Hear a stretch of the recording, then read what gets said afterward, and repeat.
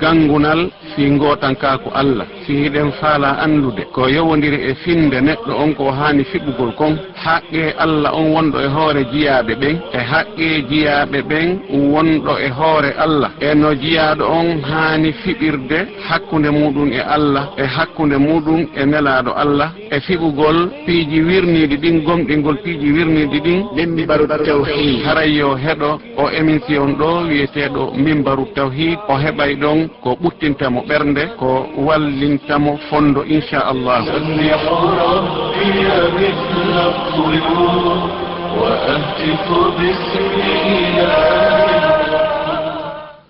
بسم الله الرحمن الرحيم الحمد لله رب العالمين والعاقبة للمتقين ولا عدوان إلا على الظالمين والصلاة والسلام على أشرف الأنبياء والمرسلين نبينا ورسولنا محمد وآله وصحبه ومن تبعهم بإحسان إلى يوم الدين ثم أما بعد إخوتي وأخواتي المستمعون السلام عليكم ورحمة الله تعالى وبركاته يتي الله سبحانه وتعالى on Allah goto telɗuɗo handuɗo e tabintinangol mo immorde jiyaɓe makko ɓen gotankaku e on Allah subhanahu wa ta'ala waɗuɗo ko yettire en yettimo yettore hawrodirede e mangoral makko ngal haray eɗen jokkitade windande meɗen ko yowdiri e mimbaru tawhid ko woni wallitade ka machine to ko monsieur Mouhamadou Aqib Sow haray hande ko wonɗen yewde fi mum ko damal no yewta fi fahin o wondore ko Cheikh Mouhammad bin Abdul Wahhab rahimahullah ɓe maki deftere maɓɓe teddude deftere kitabu tawhid maki bab ma jaa fi al iqsam ala Allah yani ko damal yewta e ngal fi wondugol hunde e Allah wondugol fawa e Allah hunde bi maana wondirgol wiya wondiri Allah Allah waɗata hunde kaari masalan wondiri yani wiya billahi ma wallahi Allah waɗata ɗum Allah waɗata hunde kaari ɗon hina an wondi wonde ma a waɗata ko a wondu wonde Allah waɗata ma ɗum Allah waɗay wondira wi'a Allah waɗata hunde kaari ma ɗum wondira wi'a Allah waɗay hunde kaari ma hunde kaari waɗata idan sifa ɗin ɗon piiji ɗe gandi en yewtino fi ko yondiri wondugol kañum on wingol wondiri Allah waɗay hunde kaari a wondiri Allah wondema an a waɗay ma an a waɗata ɗum ɗon en yewtino fi mum jon noon hande ko wondirgol wonde Allah waɗata hunde nden ko ɗum wonde en yewtude fi mum inchallah en andi ka haala arab si ɓe wi wondore ko ɗum wiyete al iqsam ɗum ko iqsam ko masdar aqsama yuqsim ay ida halafa ko ɗum woni wondugol mo wondude ɗum noon eɗen andi wondorde no mari ma'naji buy no mari inɗe buy kadi no mari inɗe buy wiyaynomi no wiye ka telema arab no wiye yamin no wiye al alya no wiye hilf no wiye qasam ɗiɗo fop kono ma'na majji on ko gotum ma'na majji on fof ko gotum ko ɗum waɗi si tawi ɗen andi Allah subhanahu wa ta'ala no wi ka deftere teddunde Qur'an fala uqsimu bimawaqi an-nujum o wondiri yanirɗe koode ɗen ɗo Allah subhanahu wa ta'ala o wondir ɗon ko al-qasm aqsama o wondiri nokkugo o wi wallazina yu'luna min nisa'ihim ay yahlifun yani ɓemɓe no wonda fi sonnaɓe maɓɓe ɓen goɗɗo joni si wondi e sonnajo mum o wiya wondiri Allah o sonnajo ɗo o aratamo ma o ɓattotako mo e nder dumunne hettaɗo masalan nokkugo Allah subhanahu wa ta'ala wi la yu'akhizukum Allah billaghwi fi aymanikum ɗo ko ayman o sireni bine ko wiɗen kon yamin to ko ɗum woni ɗum ɗo idan ɗum ɗo fo ko gondoje bi maana wondore nden hinde ara e ma'naji buy no wirɗen noon yamin aliya wa hilf wa qasam e ko nandi mum joni noon oɗo wondore haray wondirgol Allah wi'a wondiri Allah Allah waɗata hunde kaari masalan ko wiɗen wonde yewde fi mum kon ɗo alqasamu ala Allah awil iqsamu ala Allah wondugol faway Allah ma wondugol wi'a Allah waɗata ma Allah waɗay ɗum no mari noneji ara nun ɗum ko nde neɗɗo on wondata e konko Allah humpiti tawa Allah humpiti ɗum nelaɗo humpiti ɗum wonde koko riwa ma koko tabintina bimana wonde waɗata ma ɗum waɗay tawa noon Allah humpiti ɗum ma ɗum nelaɗo humpiti ɗum ɗon ella ala e mum ɗum ɗon ella ala si tawi Allah humpiti wonde hunde kaari waɗay sikke o ala e ɗum ma nelaɗo humpiti hunde kaari waɗay sikke ala e ɗum an a wondiri Allah wi nden waɗay ɗum ɗon ella ala e mum ma ɗum Allah humpiti hunde kaari waɗata nema nelaɗo humpiti hunde kaari waɗata fiw an kadi a wondiri Allah wonde nden ɗon waɗata ɗum ɗon on na ella ɗum ɗon ella ala e mum sabu ɗum ɗon ko tindingol wondema an hiɗa yanana konko Allah subhanahu wa ta'ala humpiti e konko nelaɗo sallallahu alayhi wa sallam humpiti haray ko ɗum woni ko tindini ɗon iran sifa ɗum ɗon ella ala e mum masalan sa e misal joni masalan si goɗɗo wi mi wondiri Allah Allah tefinoyay annabijo makko on e tagore nden ñande dargal masalan en andi nelaɗo humpiti en ɗum ɗon Allah newnanoyayɓe ɓe tefana tagore nden sa wi ɗon noon wallahi la yushaffi anna Allahu nabiyahu fil khalqi yawma alqiyama an a wondiri ɗum ɗon koko tabiti noon ɗum koko hunde moƴƴere balwurin ɗon tindini hiɗa yanana ɗum hiɗa felliti ɗum hiɗa gomɗini ɗum ɗon wonde waɗoyay ɗon woni koko moƴƴi noon ɗum ɗon ella ala e mum isan oɗo ko none ara noon e wondirgol piiji ɗin ko yowndiri Allah kon wondalngol Allah on ma ɗum wiya mi wondiri Allah Allahu yaafota ko on shirkanɗomo o maydi e shirku o maayi e nder shirku si a wondiri ɗum hara a wondiri goonga isan ɗum ɗon kadi ella ala e mum sa wi wallahi la yaghfiru llahu liman ashraka bih wa mata ala shirk wondiri Allah yaafota ko shirkanɗomo o maydi e shirku on hara o tuubali ɗum fellito ɗum ko noon woni puisque Allah humpiti ɗum ɗon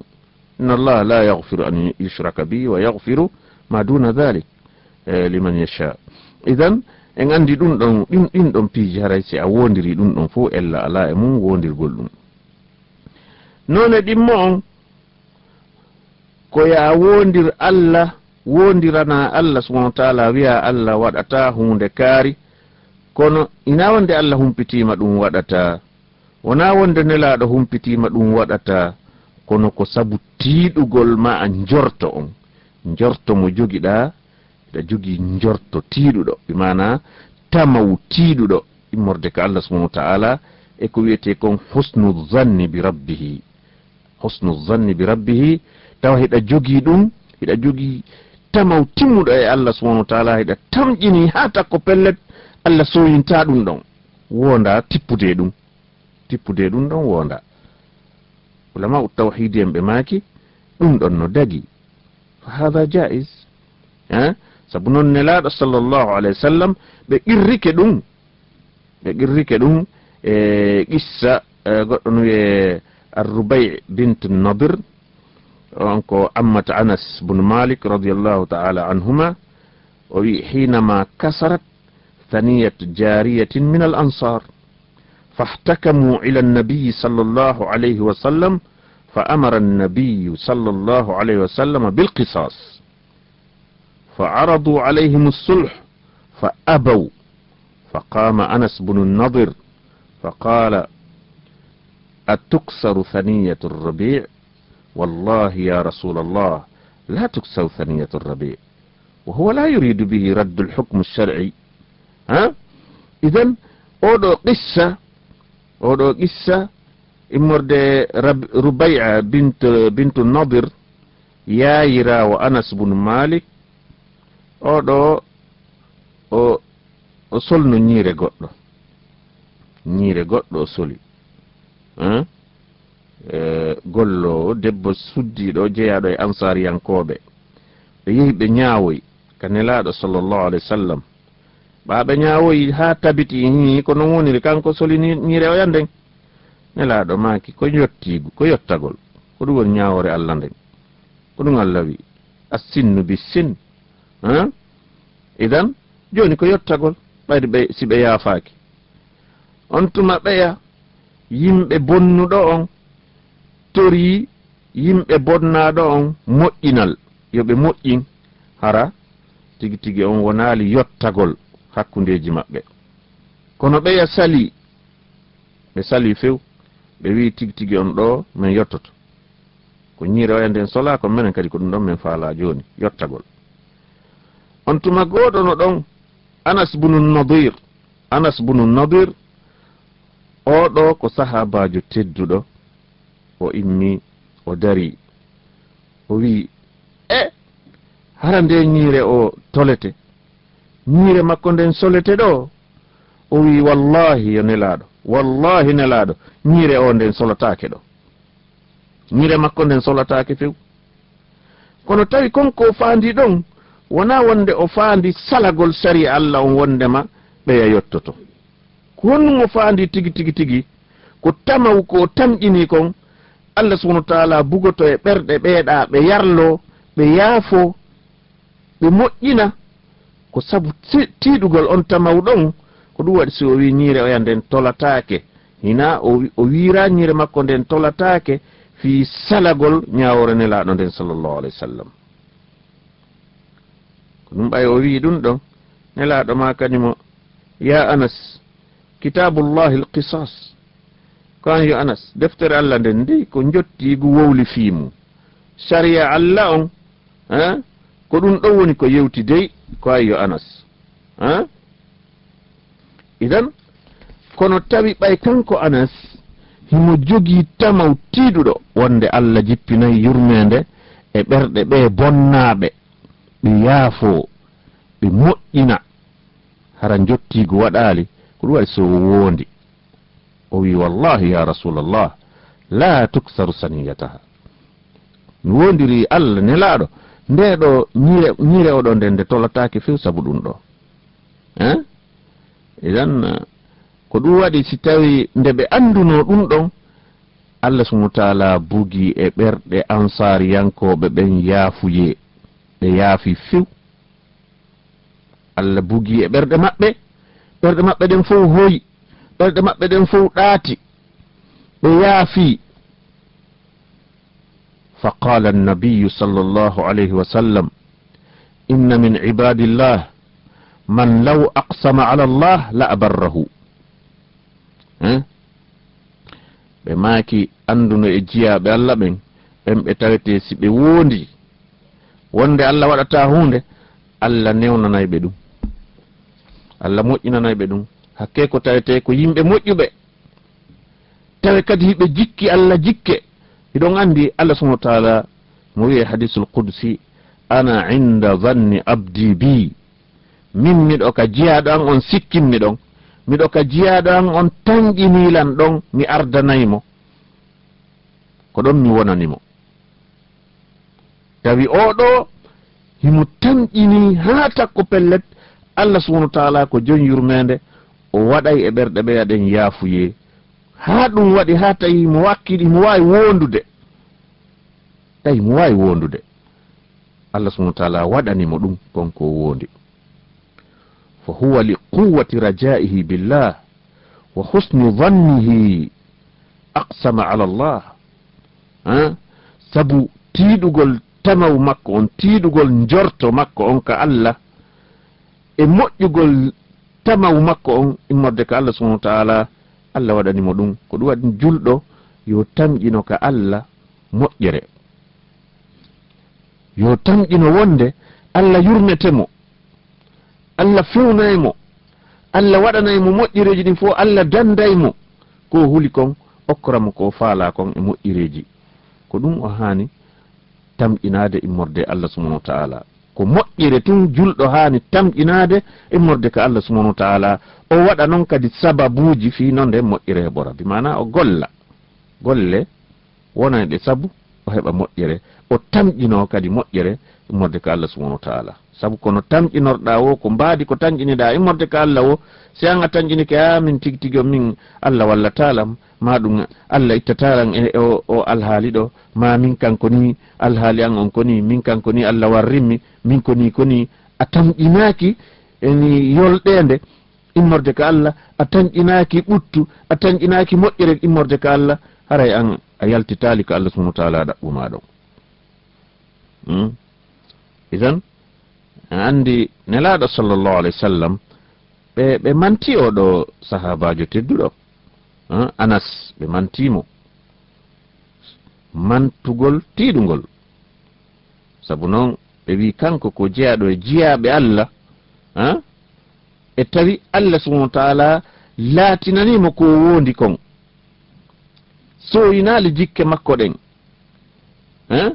ko wondi kon wonde waɗay Allah timminanimo ɗum Allah newinanimo ɗum ɓuɓɓini ɓerɗe ɓe yaɗen fuu ɓe jaɓi ɗum kono sen ndaari en taway o neɗɗo ɗo e waɗo no o wayi no handi e sifangal ɗo teddungal e oɗo ɓattinede immorde ka Allah subhanahu wa ta'ala iɗen andi ko kanko wi'i wondema himo heɓude hendu aljanna bimana ko o wiwno wondema urengol aljanna on no hewtudemo himo ɗum no hewtude ka kine makko ɗum kaka gazwatu Uhud wanno ɓay hare nden tiiɗi hito kafaje ɗen sukki o wi wo aljanna on no urudemo hakke ko tawi mo faala yahude waɗa jihadi ha o sahimbine e nder mum o yana shahid ko wino ɗum ɓayri woni oɗo o yehi o waɗi jihadi ha o yani shahid bimana o sahimbinama ɓay woni hare nden deƴƴi ɓe ari ɓe yi'imo tayno e makko hakkunde tufande ndagawal e soppande kaafa tiyanɗe capanɗe 7 ko fawi tufanɗe ndaga e kaafaje ko tappimo kanko capanɗe 7 ko fawi tufanɗe ndaga e kaafaje ko woni e nder ɓandu makko ndun kanko ma bedi e ko nandi mum hay goto wawali mo andutude si wona bandirawo makko on bandirawo makko nene goto on ɓawo yi o anditirimo ɗum kadi ko ñiiƴe makko ɗen o anditirimo wona ɓandu heddi ndu wona yeeso ngo wona goɗɗum ngo hakke ko tawi tufanɗe kaafaje e ndagaje no e makko allahu akbar yo Allah subhanahu wa ta'ala yurme en yo Allah subhanahu wa ta'ala yurme en o yaafo ɓeeɗo o waɗa aljanna geɓal men en fuu ɓeeɗo yangani l'islam ɓeeɗo ɓe ƴettu wonkiji maɓɓe ɗin ɓe waɗi fi l'islam ko ɓe woni sahabaɓe nelaɗo ɓen sallllahu alayhi wa sallam ɓen ɓe tawete no waɗɗi e kala julɗo wiiɗo ko julɗo la ilaha illallah mo wi'i ɗum muhammadun rasulullahi sallllahu alayhi wa sallam nde o teddinta fi ɓe nde o teddinta ɓe o yewta ɓe ko moƴƴi o du'ano ɓe o toranoɓe yarluye o ñentina jikkuji maɓɓe ɗin o ɗaɓɓa gande maɓɓe ɗen o gollitira ɗum ko ɗum woni ko waɗɗi kala julɗo amma wiiɗo kanko ko ɓeeɗo o mari on mo tawete mo himo yuwa ma himo koyfita ma himo yenna ma himo heferɗina on wona o julɗo wata yiltito e ɓen hina julɓe non sabu mo añi julɓe ɓen ndaaru alhaali makko on tentini noon ɓeeɗo ɓe tawete l'islam ko fewndo maɓɓe ari tiindiɓe kaafaje tiindi kaafaje fi ka diina yiwoy wonki mum fi ka diina julɗo añata ɓe añuɗo ɓe wo ta sikkito si tawi woni ko julɗinkiniɗo rena o julɗo idan yiltoɗen e yewtere men nden ka wondaaru en andi nelaɗo sallllahu alayhi wa sallam ɓe maaki rubba ash'atha madfu'un bil abwab law aqsama ala allahi la abarrahu yani heewi neɗɗanke ñurgiliɗo tawete ko imma ko sattede ma ko mo voyage ha wayri no lootade ma conci mum fof no ñobbi no ñurgilin ni no soñji ha tawa on ɗon so toriki Allah tun ma o wondiri tun Allah subhanahu wa ta'ala waɗanaymo konko wondi ɗon no itta hadith جندب بن عبد الله رضي الله عنه قال رسول الله صلى الله عليه وسلم قال رجل والله لا يغفر الله لفلان فقال الله عز وجل من ذا الذي يتعلى علي ألا أغفر لفلان إني قد غفرت له وأحبطت عملك رواه مسلم iɗen andi oɗo yewtere ko wonɗen yewtude no hulɓini ha si a wonday wonde Allah waɗata hunde wondu e telemma bange ko moƴƴi kon e telemma bange ko sariya on newni kon en ara jon firtugol oɗo hadis kono en timminay taho noneji ɗi wonno ɗe yewde fimum ɗin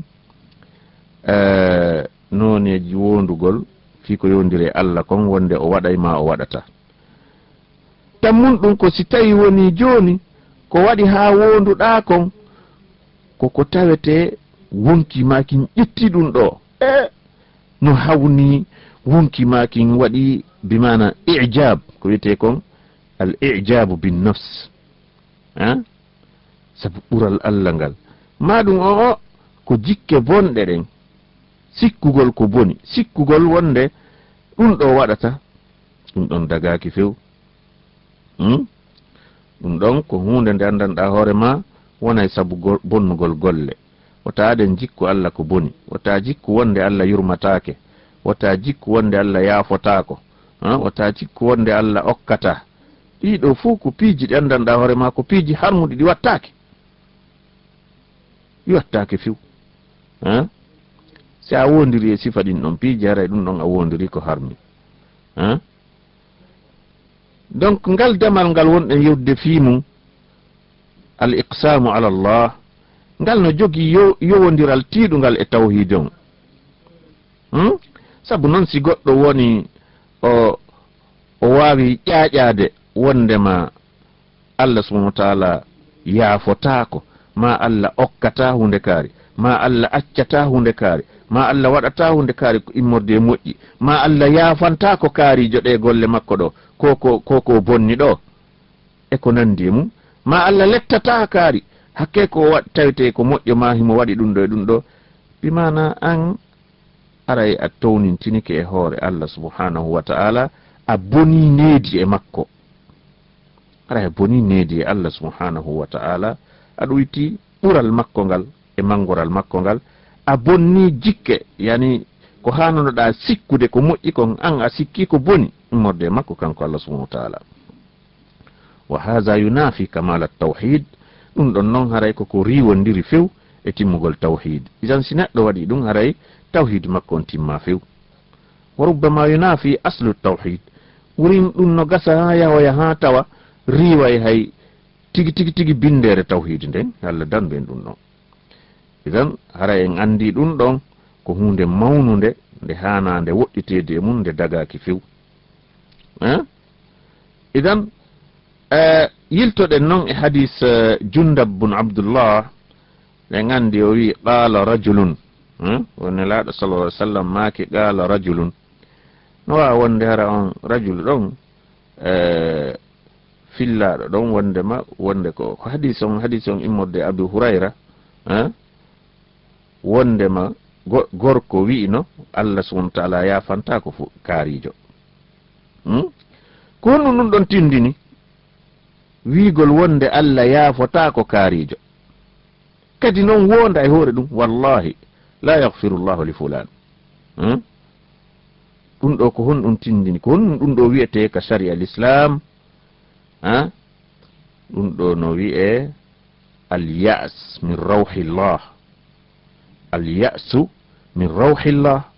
ko ɗum woni taƴagol yurmede Allah nden ko taƴagol yurmede Allah nden nonon daganaki julɗo ka waɗa ɗum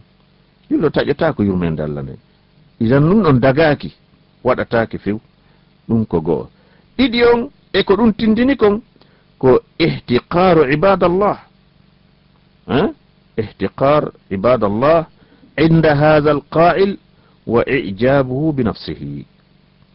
oɗo neɗɗo wowluɗo ɗum kala wiiɗo wonde Allah yafata ko kaarijo haray oɗo ko neɗɗo jeyaɗo e taƴiɓe yurmede Allah nden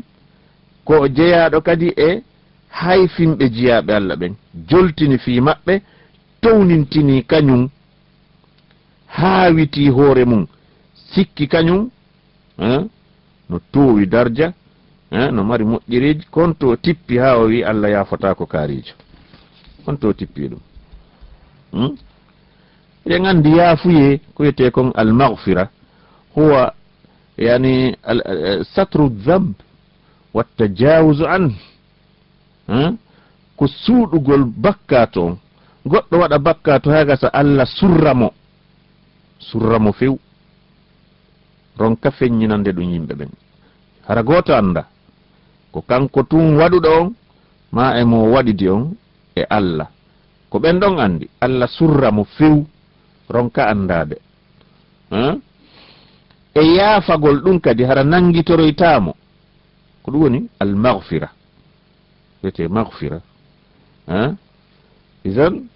ɓen andi ko haaloɓe arabu ɓen ɓe wiyo ɗum ko ƴetta ko e mighfar yani ma'khuzatum min almighfar alladhi yughatta bihi ar-ra's 'inda al-harb yani ko hunde ɗon ton no wayto wiyeten ko casque no way ko enen wiyeten ɗo casque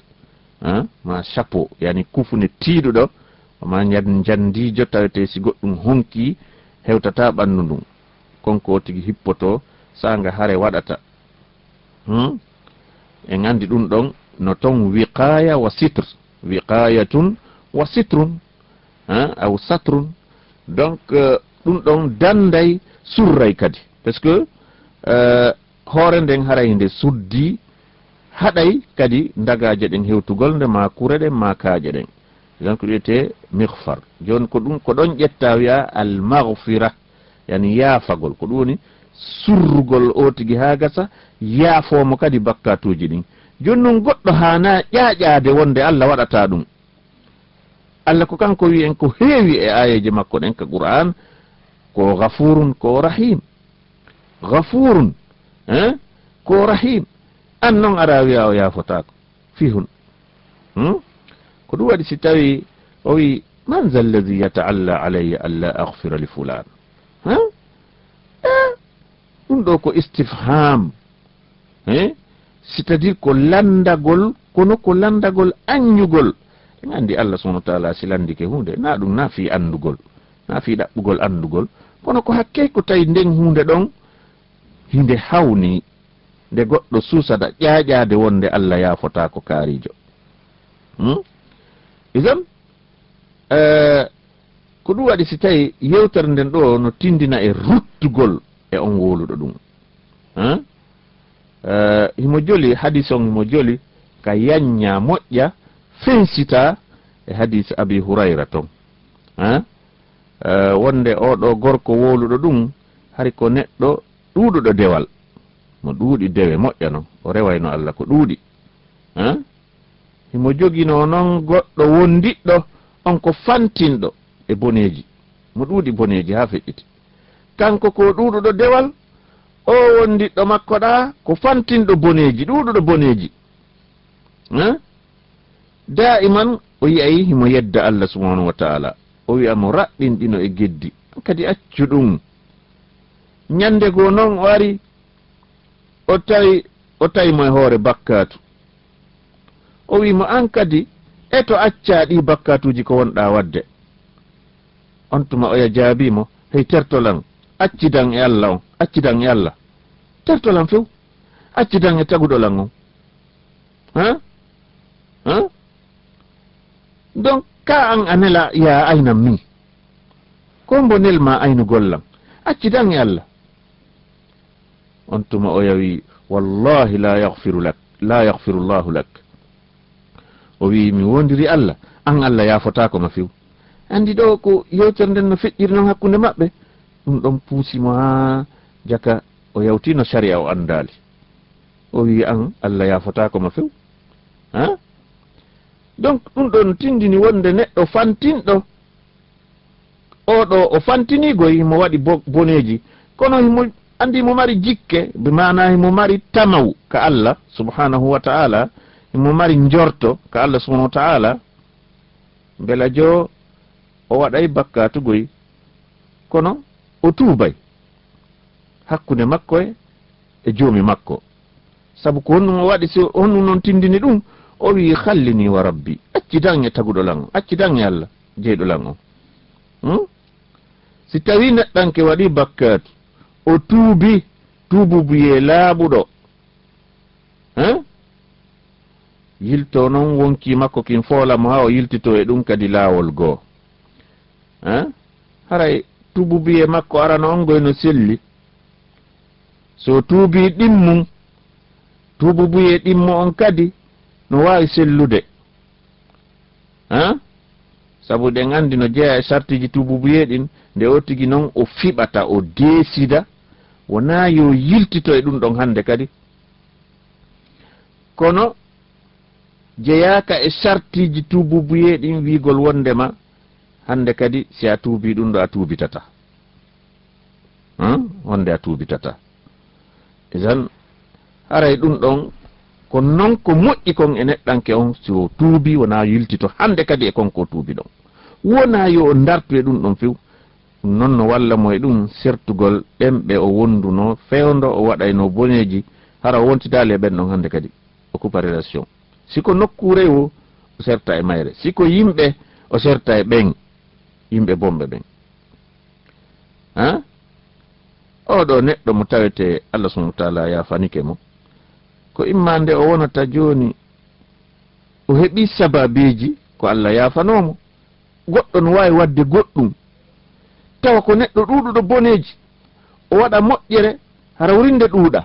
kono tawa ko moƴƴire marde valeur. Sabu noon diina kan ko ɓuri himmude e mum ko kayfu on, wona kammo on, c'est à dire ko qualité on, wona quantité on ka diina. Ko woni plus important ka diina, kuuɗe moƴƴe ɗen ko qualité on, wona quantité on. Donc goɗɗo no wawi waɗugol goɗɗum piihum, hara ko piihum moƴƴum, hunde moƴƴere o waɗa nde, wondude ɓernde laaɓunde e fewtugol e Allah subhanahu wa ta'ala, waɗanamo kanko tun, tawa wurin o ɗuuɗa moƴƴireji, bal wurin ko ɗuuɗuɗo boneji. Allah subhanahu wa ta'ala yafanomo sabu nden moƴƴere ɗon few. Allah yafa waɗiya boneji ɗuuɗuɗi to fop sabu nden moƴƴere nde ɗuuɗa ɗon. Naam, idan ɗo ko waweten wadde jazm wondema si goɗɗo, wondema goɗɗo yafantake wo, ko si tawi o tigi woni shirkowo, o maydi e shirku, o tuubali. On ɗon kan ko Allah subhanahu wa ta'ala humpite wonde yafotako mo few. Inna Allah la yaghfiru an yushraka bihi wa yaghfiru ma duna dhalik idan liman yasha. Ɗo la yaghfiru an yushraka bihi, o yafotako si o shirkanama. Ulama tawhidi en ɓe maaki ɗo ko si o tigi maydi e mum, sabu hay shirku on no tuubane. Donc wona ɓangaɗo wondema si aden shirki hay o tuubi o yafatake, non. Si o tigi tuubi adi lawade, Allah subhanahu wa ta'ala ko joni yurmede o yafoto. Yimɓe boyi wona yimɓe makkari ko shirkoɓe, ɓe rewa eno sanamu, ɓe sujjana eno sanamuji, ɓe fewta eno ɗi. Ɗum woni shirkul akbar, ɗum woni shirku ɓurɗo mawde on ka. Kono ɓay ɓe tuubi, ɓe naati ka l'islam, ɓe acciti ɗum ɗon, Allah yafinoɓe, ɓe woni ɓurɓe moƴƴude, ɓe woni kamɓe woni tigi tigi tambitiɓe ka ɗo diina, ñinni tawhid. Sabu Allah waɗi barki e tinnareji maɓɓe ɗin, ko ɗum hen ko hewti en hande siɗen janga ɗo Qur'an, en yewta ɗo hadisaji nelaɗo sallallahu alaihi wasallam, e konguɗi salafu sali en hiɗen heɓa ɗo finde sellude nde jokken nde fiɓen enen kadi sabu Allah waɗino barki e wakkilareji maɓɓe ɗin e gomɗinal maɓɓe ngal e tububuyeji maɓɓe laaɓuɗi ɗin ɓe terti shirku few e tan ko ɗum ɗo holli wonde neɗɗo on kankadi so tawi ko shirkowo ko yo tinno kisan ɗon ɗo ko san fewdo ɗo nini ka joɗɗen ɗo tawi neɗɗo ko shirkowo yo accutu kisan o tuuba kisan ɗo e laawade ɗum noon noon e sirkuji ɗin fof woni ko sirku njano woni ko sirku tosoko no woodi woɓɓe ko ɓe nguure maɓɓe on ko piigol ceede no woodi woɓɓe ko toɓɓugol ramli no woodi woɓɓe ko windugol naseele no woodi woɓɓe ko waɗangol goɗɗoɓe fii arsikeji ma wallugol sonnaɓe fii siina e fii moodi e ko nandi e mum e kala piiji woɓɓe ko no wondi e lamɓe ɓen tun no wiya mi wallete laamu ma ngun lutta ma ngu tabita ma mi wallete heɓa laamu e ko nandi e mum ɗum ɗo fof ko sirku o tigi accutuki san ila ka fewndi ɗo yo o tigi accutuki san sabu si o maydi e mum Allah o ɓangini wonde o yaafotako mo few mo Allah yaafaaki wo ko o luttowo e yiite o yaltata ton pooma o lutta e yiite idan kono gooto ƴaaƴota ko wonde goɗɗo goo yaafatake ko ɗum waɗi si tawi tallal lakke ko oɗa wino kon wonde Allah yaafotako mo Allah wi wa ahbattu amalak an on golle maɗen fof mi perdiniɗe ko fiyon num ha heɓɗa courage wigo min mi yaafotako ahbattu amalak mi bonni golle maɗen foy bimana ɗe golle ma moƴƴe par ce que en yewtuno wiɗen on ɗon ko ɗuɗuɗo dewal kanko rewa e Allah buyi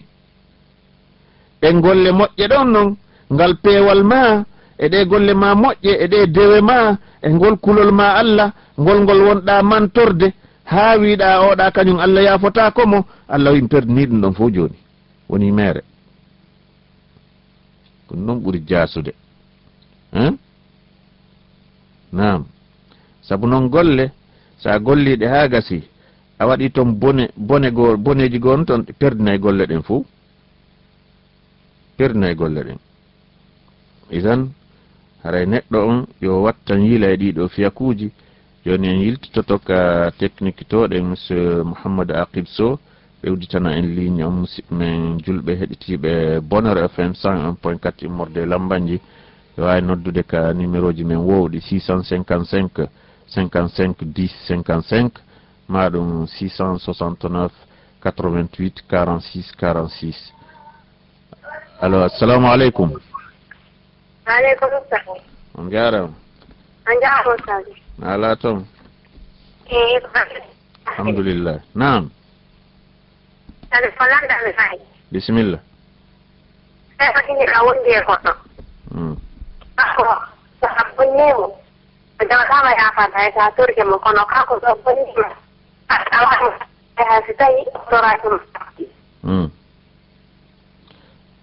Awa ɗo ligne on laaɓa kono quand même min faamima e yewtere nden si haray l'islam on no relɗini yimɓe ɓen yoɓe woni yimɓe yaafotoɓe neɗɗo on ko yo yaafo ko satti e makko wo si o bonnama yo yaafo ko ɗum ko ɗon moƴƴere nden woni oti noon mari haqqe goye yottagol si o bonnama mo mari haqqe kono ko yaafagol ngol woni ko l'islam men on diina men kan relɗini en e mum yo tigui woni yaafotoɗo si tawi an a woni yaafotoɗo andu Allah newnanima ko moƴƴi ko ya duumo e ɗum duumoɗa e ɗum amma mo yaafota ko on si a bonnimo eto no hettira haqqe makko on e juuɗe ma hayso ya toranomo Allah ma itta sadaka ɗimbaraji ɗon anniyoɗa ko nde bonnere nde bonnuɗa oɗaɗa siko haqqe jonnitamo so tawi noon na haqqe tawete na ko jonnitoto waɗu moƴƴere goo anniyoɗa nden moƴƴere ɗon ko fi ko bonnuɗa o yafakima si tawoyi o hettoye ɗum ñande dargal hara o hetta e ɗimbaraji ɗon hara ɗuytanakima e dewe maɗen nam alo assalamu aleykum. Waleykum salam yaramade ala toon alhamdulillah nam ko Ahmadou Bari wonɓe Matoto to awa bisimilla aray meɗen hiwro on toon meɗen jarnama moƴƴa banaji gon naftuɗen ka moƴƴa alhamdulillah jarama wa aleykum salam wa rahmatullah assalamu aleykum 669 88 46 46 655 55 10 55. Assalamu alaikum. Alaikum assalam wa rahmatullah. Naam. Ala to. Alhamdulillah. Ay ma do landa. Kombe. Osman Balde wonde libreta. Bismillah. No sella ko sirko wujude do mai. Na? Tay no sella ko sirko wujude tumande o mai. Aywa. Jaram. Allo naw. Jaram. Si tawi ko neɗɗo julɗo imo wi la ilaha illallah imo juulude imo horde mo wadde kuuɗe dewɗen fof mo waɗorde toon sirkuji goo andi sirkuji ɗin no waɗi degré ji haray ɗum ɗon on haɗata o juule ko woni tigi tigi juulatake few ko yimɓe waɗoɓe sirkuji yaltinayɗi e diina argol sujjana sanamuru argol ɗo yani toro ma fewta ɗum toro haajuji mum ma duñugol lorraji e poɗugol nafaji e ko nandi e mum ko ɓen ɗon on mo maydi e ɗum ɗon haray on ɗon ta julɓe ɓen juulo on ɗon fiw amma neɗɗo wiyeten joni masalan sen yi goɗɗo no piya ɗo ceede kono jaayi ka juulirde ko nandi e mum sifa ɗin ɗon piiji toɓɓay ramli ma waɗay ɗum ɗo kono no juulde no horde no wadde ɗum ɗo sifa ɓen ɗon fof si maayi tahaɗo yo juule tahaɗo juule ɓe yaada e bakkatuji maɓɓe ɗin haray noon ɗum ɗon ƴaŋata julɓe ɓen kañum inchallah. Naam. Assalamu aleykum. Wa alaikum salam wa rahmatullah. Naam. Ay ko Mamadou Sade wonɗo Anko 5. Bismillah.